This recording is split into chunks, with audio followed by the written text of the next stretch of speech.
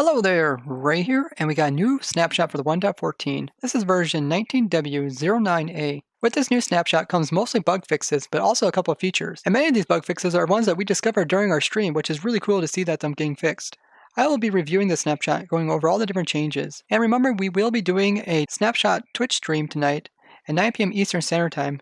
So if you guys have any ideas of things that we should test, tell me down in the comments. We also have a snapshot server so you guys can join us while testing. And don't forget to leave a like on this video. They added 6 new sounds to go with note blocks, and depending on what type of block is underneath the note block will determine what type of instrument the note block will make when it makes its sound. So the first new one is the iron xylophone. So let's go ahead and listen to that. Next one is the cowbell. Next one is the didgeridoo.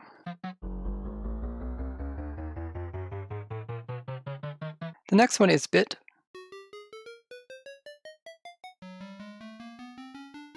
The next one is the banjo, which sounds pretty cool. The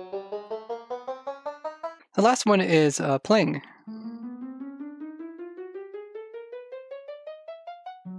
I really feel like note blocks are underused in Minecraft, so it's pretty cool that we get some more noises. So many people will do some cool stuff with it. I actually had kind of fun just going back and forth like this, just making random noises. It even sounds good too, which is pretty surprising. They changed particles again, so you can use a command like this to summon particles. If you guys don't know, barriers are actually particles. So you can actually put out the particle of the figure of the barrier there, and then the actual block like you collide with is something different. So they said the sprites for the particles can now be configured in the resource packs, though the particle still controls how they will be used. I'm not too much into map making, so maybe you guys can tell me what this exactly means, but it does sound like giving more control to the player on how they can make particles show up is a good thing, and maybe we'll see this in map making. They fixed it so that you can have wither skeletons with tip arrows in their offhand. This is like a map maker thing, and what this will do is allow the skeleton to use that arrow in his bow. And this was added around the same time they added tipped arrows, but it was broken recently, so let's go ahead and try it. So this guy here has a weakness arrow, it looks like. Give me a weakness effect. And since he's a wither skeleton, he also gives the flame effect onto his arrows. That's just something the wither skeletons do if they have bows. Now that I think about it, that means it's possible to actually get these flaming arrows on wither skeletons in survival using that trick that we discovered, where we can remove the stone swords from the wither skeletons and then give them a bow. So that's definitely something we're going to have to collect on the project server. But yeah, giving them something in their offhand isn't possible in survival, unless it's something like a shield. They fixed a pretty annoying bug, which was when it came to plants growing, it wouldn't produce crops over here if there were blocks above it. So here we see we got a couple pumpkin plants here. And now with this fix, you can make a really small like melon or pumpkin farm like this, where you have the plants on either side, and then you have an area for where the pumpkins can grow. And this way, once the pumpkins have grown, they'll turn the stem sideways to connect up with it, and then this will just send a pulse back here into this redstone dust, which will pulse this piston here, which will just push off the pumpkin plants. And that's a really easy way to make a pumpkin farm. And I seen Grimly try and make a pumpkin farm, and he came across the problem where he couldn't put these really close together because of this bug. So it's really nice that they fixed this bug, and you can make your pumpkin farms a lot more compact. They fixed a bug to do with the loom section here turning black after you have pulled out your banner. I really like the part where you can shift click stuff into this, so you can easily craft up stuff. They fixed it so that now pillagers that do have enchantments on bow, so if they have like the multi-shot or the piercing enchantment, those enchantments will actually apply when they shoot their bows. This is pretty cool, so you can actually use these pillagers in a farm and have them like shooting multi-shot out, or the piercing where they go through multiple targets all at once. They also fixed it so that pillagers, when they have rockets in their offhand, they'll actually shoot those rockets off. Let's give that a try. So this pillager here, he has a rocket in his offhand. Let's see him try to shoot it. Oh, he's pulling back. Oh, that was cool. Shot a rocket off. I wish there was a way to actually get these guys with rockets in their offhand. So it looks like he might have consumed his rocket. Remember that video I did about when you can fill in a large area and how it doesn't create very much lag in this version? And it's a huge improvement upon past versions. This is something that early reflection brought to my attention, and he also showed that when you do this fill command, sometimes it would not update the light levels underneath. Although I didn't experience it myself, he did experience this. The bug for that actually got fixed, which is really great. Otherwise, you'd have to try to go underneath here and try to update all this whenever you build up a big creation, because the light level would be incorrect. They fixed it so those banners that appear on the outpost are the same for each side.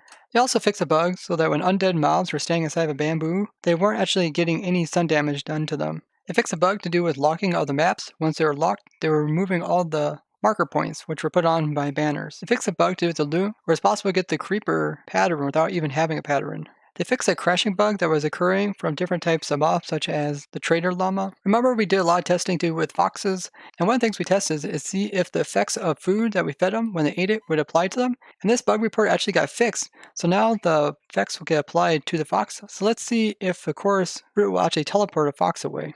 Let's also see if a notch apple will give the resistance effects as well as regeneration to this fox. Wow, that fox is teleported. That was so awesome. Man, that is so cool. I'm so glad they fixed that bug. Yeah, he just ate his notch apple. You can definitely see he's getting some particle effects. That is so cool. That means you can also feed him like suspicious stews and they can get those effects, as well as other things like hunger and poison. I can't wait to test these all out during the stream.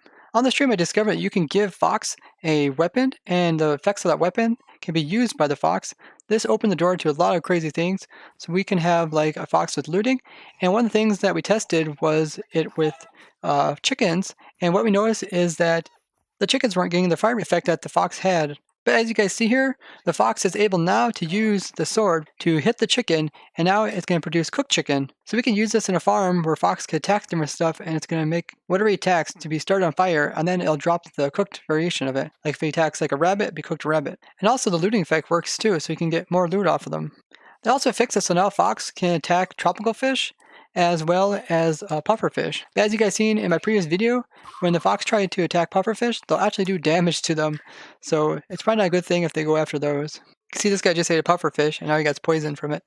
They also fixed some other issues with the fox, like his AI when he has no AI applied to him, and them trying to sit in water while swimming. During the stream, we noticed that foxes were able to harvest berry bushes even with mob griefing turned off. So this means that typically stuff like villagers wouldn't be able to pull up crops, or rabbits wouldn't be able to pull up crops, but foxes were able to harvest a bush.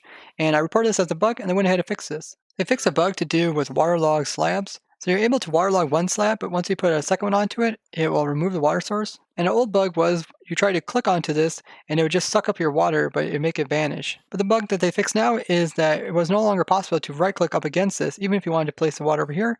And now you can see it is. They did another tweak to the quartz block.